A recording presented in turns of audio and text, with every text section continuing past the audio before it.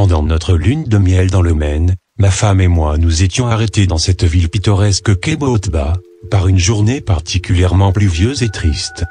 Puisqu'il était hors de question de maintenir notre pique-nique, nous avons cherché abri dans un petit magasin d'antiquités délabré près du port.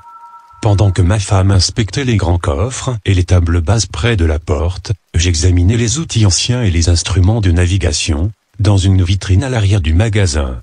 Étant un collectionneur d'objets en rapport avec la marine, j'espérais trouver un sextant ou une longue vue. Une pièce particulièrement intéressante a attiré mon attention. Ça ressemblait à une lampe de poche, très lourde, en laiton, portant une patine brunusée, mais de conception remarquablement moderne. J'ai interpellé le vendeur, mais la seule chose qu'il savait était que cet objet avait été trouvé dans le même vieux coffre de marin que plusieurs des boussoles et sextants présents sur le comptoir. Il m'a demandé si je voudrais l'acheter pour $5, ou peut-être même l'avoir gratuitement. Ça ne me sert à rien. Personne n'en veut. Alors que je manifestais mon étonnement sur le prix, il a soupiré bruyamment, avant de prendre l'objet sur l'étagère et de me le tendre.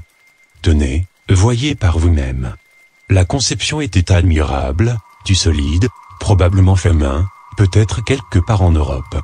Le lettrage indiquait que l'objet était d'origine allemande, ou peut-être autrichienne. J'ai tourné le boîtier de l'ampoule et un bref ray de lumière rouge en a jailli.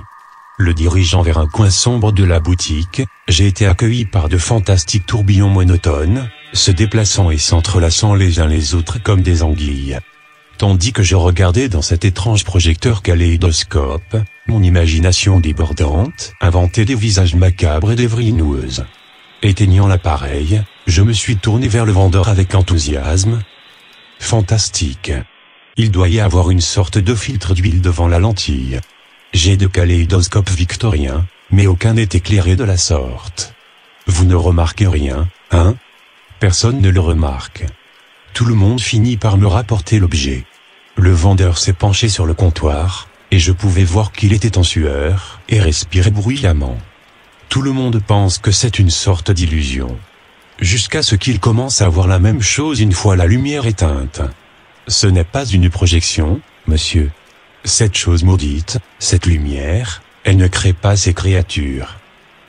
Elle ne fait que permettre à vos yeux de voir ce qui est déjà là.